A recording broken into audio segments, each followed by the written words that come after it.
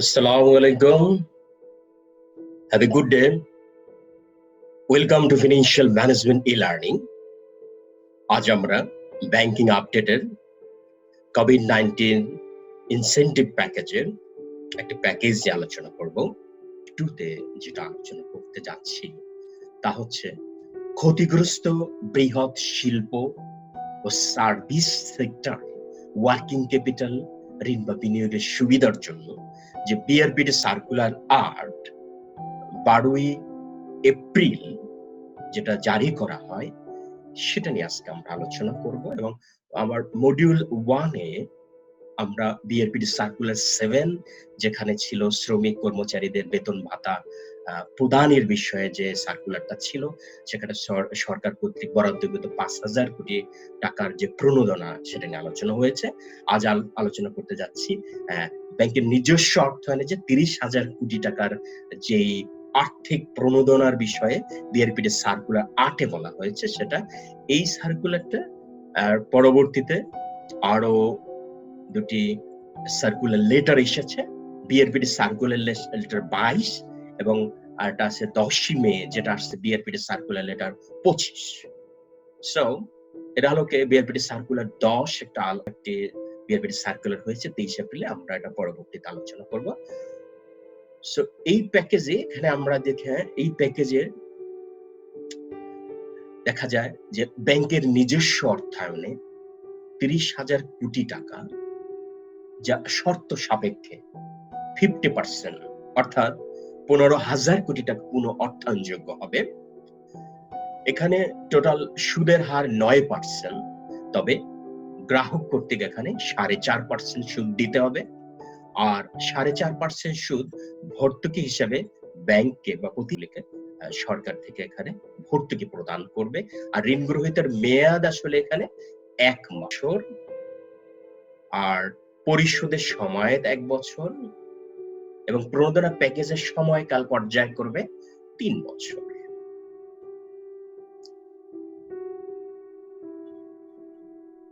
Summary হিসেবে যদি আমরা দেখি যে এই সার্কুলারটার পরে আরো ২টা বিআরপিডি সার্কুলার লেটার এসেছে। আর এখানে যে মূল ফান্ড যারা পাবে শিল্প ও সার্ভিস সেক্টরের জন্য, এটা একটা ওয়ার্কিং ক্যাপিটাল ঋণ।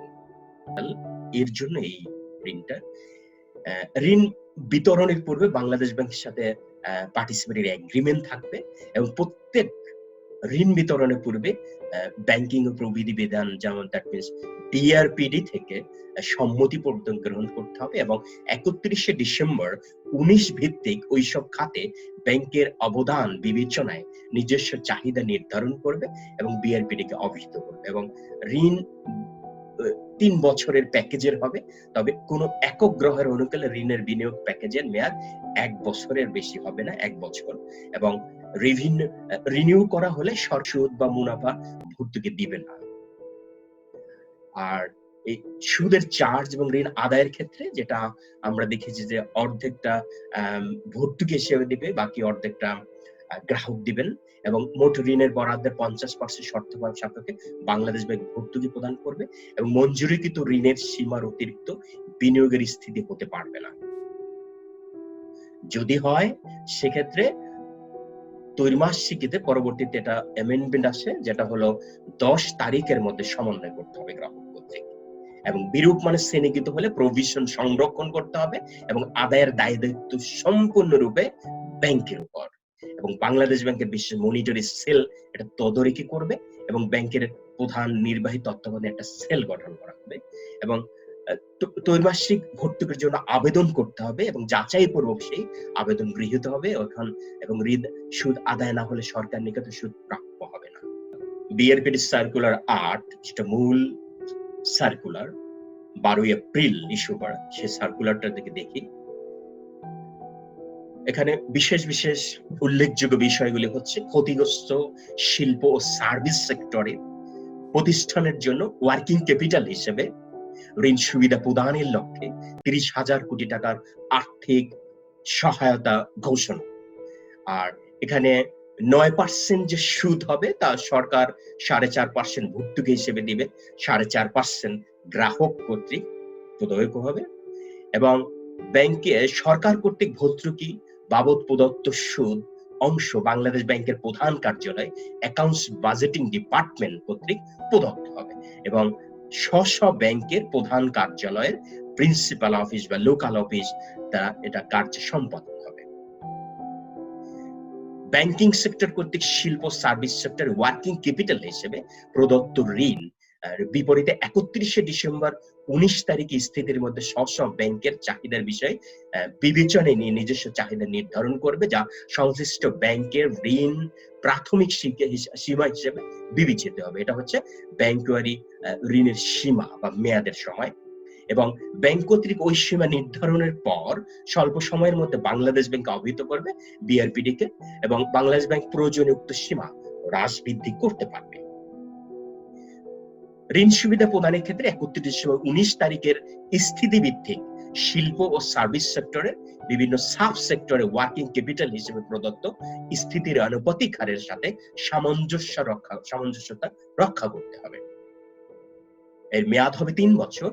তবে কোন একক গ্রাহকের অনুকূলে প্রদত্ত ঋণ সর্বোচ্চ 1 বছরের মেয়াদের জন্য হবে এই প্যাকেজের আওতায় ভর্তুকি পাওয়ার উদ্দেশ্যে এবং যে সকল শিল্প সার্ভিস সেক্টর ক্ষতিগ্রস্ত হয়েছে শুধুমাত্র সেই সকল প্রতিষ্ঠান এই সুবিধার আওতাভুক্ত হবে এবং প্রতিষ্ঠানে কোন ঋণ মন্দ মানে শ্রেণীকৃত হওয়ার পর ইতিপূর্বে 3 বারের অধিক পুনঃতফসিলকৃত হলে এই প্যাকেজের আওতায় ঋণ সুবিধা হবে না।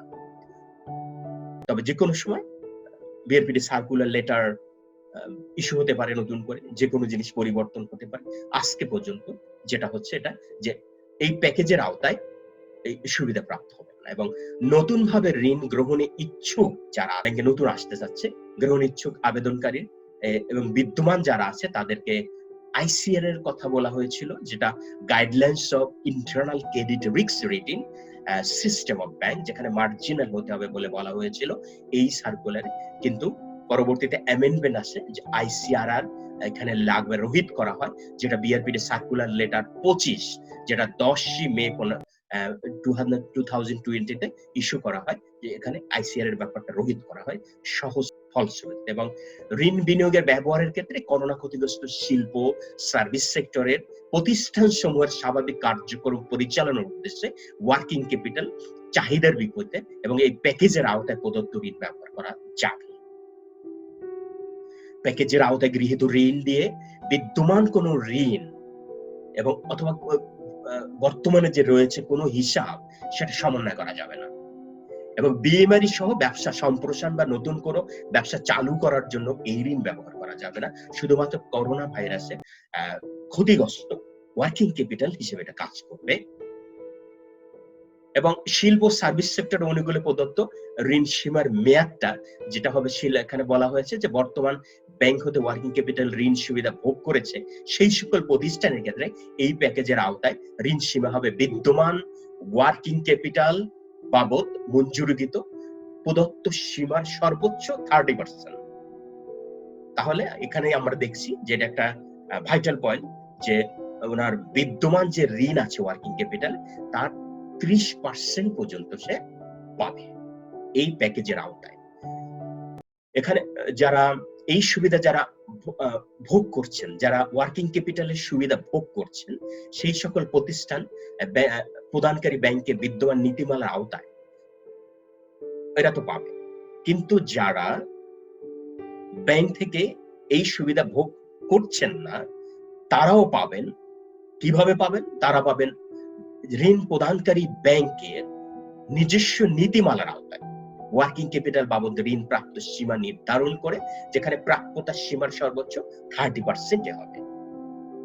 এই প্যাকেজের আওতায় প্রদত্ত ঋণ একটি চলমান ঋণ হিসেবে বিবেচিত হবে এবং চলমান ঋণ হিসেবে ওয়ার্কিং ক্যাপিটাল এবং CL2 তে এটা বিবরণী আকারে রিপোর্ট করতে হবে এবং প্রতিটি ঋণের মেয়াদ হবে 1 বছর। প্যাকেজের আওতায় এই ঋণ নবায়ন করা যাবে না, তবে ব্যাংক গ্রাহকের সম্পর্কের ভিত্তিতে নবায়ন করা যাবে। তবে সেই ক্ষেত্রে পরবর্তীতে কিন্তু এখানে যে ভর্তুকির বিষয়টা সেটা কিন্তু গভর্নমেন্ট থেকে পাওয়া যাবে না, শুধু 1 বছরের জন্য পাওয়া যাবে, এর বাইরে আর পাওয়া যাবে না।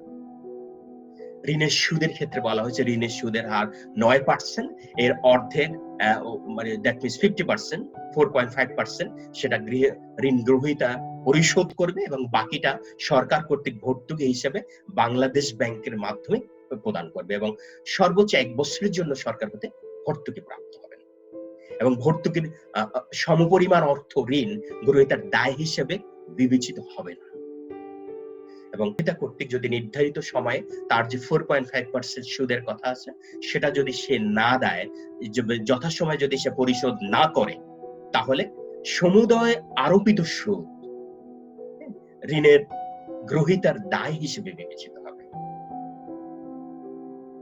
কারণ গভর্নমেন্ট এখানে ভর্তুকি দিচ্ছেন না। ঋণ আবেদনের গ্রহণ অনুমোদনের ক্ষেত্রে বলা হয়েছে যে কোনো তফসিলি ব্যাংকে ঋণ আবেদন করতে পারবে এবং ব্যাংক কর্তৃক প্রদত্ত মোট ঋণ পরিমাণ নির্ধারিত সীমা অতিরিক্ত হলে সীমান্তরক্ত ঋণের উপর সরকার হতে ভর্তুকি প্রাপ্ত হবে না। দ্যাট মিনস 30% উপর যদি দেওয়া হয় সেটা ব্যাংক নিজের দায়িত্বে দিচ্ছে, এখান থেকে সম্পূর্ণভাবে ভর্তুকি আসবে না। আবেদনকারী প্রতিষ্ঠানটি করোনা ভাইরাসের প্রভাবে ক্ষতিগ্রস্ত হয়েছে এই বিষয়টি নিশ্চিত হতে হবে ব্যাংক কর্তৃক এবং ব্যাংক তার নিজস্ব ঋণ নীতিমালার আওতায় ঋণ ঝুঁকি বিশ্লেষণ করে ব্যাংক গ্রাহকের সম্পর্কের ভিত্তিতে ঋণ মঞ্জুর বা অনুমোদন করবে। এখানে বলা হয়েছে যে অগ্রাধিকারের ভিত্তিতে দিতে হবে, কারণ 3 বছর এই প্যাকেজটা থাকবে। প্রথম বছর যার বেশি দরকার তাকে এভাবে কোন ব্যাংক এককভাবে তার 3 বছর পর্যন্ত প্যাকেজের আওতায় ঋণ সুবিধা প্রদান করতে পারবে, তবে একটা প্রতিষ্ঠান শুধুমাত্র 1 বছরের জন্য আলোচ্য ভর্তুকি সুবিধা প্রাপ্ত হবেন। সুবিধা দ্যাট মিনস প্রদত্ত ঋণ সুবিধা স্বল্প সংখ্যক গ্রাহকের মধ্যে কেন্দ্রীভূত না করে ক্ষতিগ্রস্ত শিল্প ও সার্ভিস সেক্টরের মধ্যে এটা সবাইকে যেন অনেকে যেন পায় সেই ব্যবস্থার প্রতি গুরুত্ব আরোপ করার জন্য বলা হয়েছে এবং সিঙ্গেল বোরোর এক্সপোজার লিমিট সংক্রান্ত নির্দেশনা এখানে প্রযোজ্য হবে এবং ব্যাংকিং নীতিবিধানের এবং বিআরপিডির আওতায় এখানে বিশেষ মনিটরিং টিম নামে থাকে। এই টিমের বিশেষ মনিটরিং ইউনিটের মাধ্যমে পরিদর্শন করা হবে। সম্মতিপত্র প্রাপ্তির জন্য বিআরপিডি বরাবর এটা আবেদন করতে হবে এবং ব্যাংকের প্রধান নির্বাহী সরাসরি তত্ত্বাবধানে একটা বিশেষ সেল গঠন করবেন এবং সেই সেল একজন ফোকাল পয়েন্ট হিসেবে কাজ করবে যে বাংলাদেশ ব্যাংকের বিশেষ মনিটরিং ইউনিটের সাথে প্রয়োজনীয় যোগাযোগ রক্ষা করবেন এবং বাংলাদেশ ব্যাংকের সম্মতিপত্র প্রাপ্তির পর ব্যাংক নিজস্ব ঋণ নীতিমালার আওতায় প্রয়োজনীয় কার্যক্রম সম্পন্ন করে নিজস্ব তহবিল হতে ঋণ বিতরণ করবেন এবং এই সার্কুলার আয়তার ব্যাংক কর্তৃক প্রদত্ত ঋণ এর তথ্য এখানে সংযোজন করা হয়েছে। সংযোজনী গ অনুযায়ী মাসিক ভিত্তিতে পরবর্তী মাসের 10 তারিখের মধ্যে বিআরপিডিকে রিপোর্ট করতে হবে এবং ঋণ আদায়ের ক্ষেত্রে বলা হয়েছে লক্ষ্যে এই সুবিধা প্রাপ্তির লক্ষ্যে ঋণের বিপরীতে আরোপিত সুদ, ঋণ স্থিতি দ্যাট মিন লোন আউটস্ট্যান্ডিং মঞ্জুরিকৃত ঋণ সীমা অতিক্রম করতে পারবে না। তবে যে কোনো কারণে যদি করে ফেলে তাহলে এর শেষে পরবর্তী 5 কর্মদিবসের ভিতরে গ্রাহক কর্তৃক তা পরিশোধ করতে। পরবর্তীতে একটা অ্যামেন্ডমেন্ট আছে যেটা আমরা দেখি যে বিআরপিডি সার্কুলার লেটার 22 যেটা হলো 3রা মে আসে, যেটা হচ্ছে এই 5 দিনের পরিবর্তে সেখানে 10 দিন করা হয়েছে এবং বিতরণকৃত ঋণ আদায়ের সকল দায় দায়িত্ব যেমন ঋণ প্রদানকারী ব্যাংকের উপর বর্তাবে। এখানে ভালো করে বুঝতে হবে, আমরা বুঝবো যে বিতরণকৃত ঋণ আদায়ের সকল দায় দায়িত্ব ঋণ প্রদানকারী ব্যাংকের উপরই বর্তাবে এবং ঋণ অনাদায়ে এরূপ হিসাব যদি আদায় না হয় তাহলে তার প্রভিশন করতে হবে। অনাদায়ে এরূপ হিসাবে শ্রেণীকরণ ও প্রভিশন সংক্রান্ত বিদ্যমান যে নীতিমালা রয়েছে তা পালন করতে হবে এবং সেই অনুযায়ী শ্রেণীকরণ করা এবং প্রভিশন সংরক্ষণ করতে হবে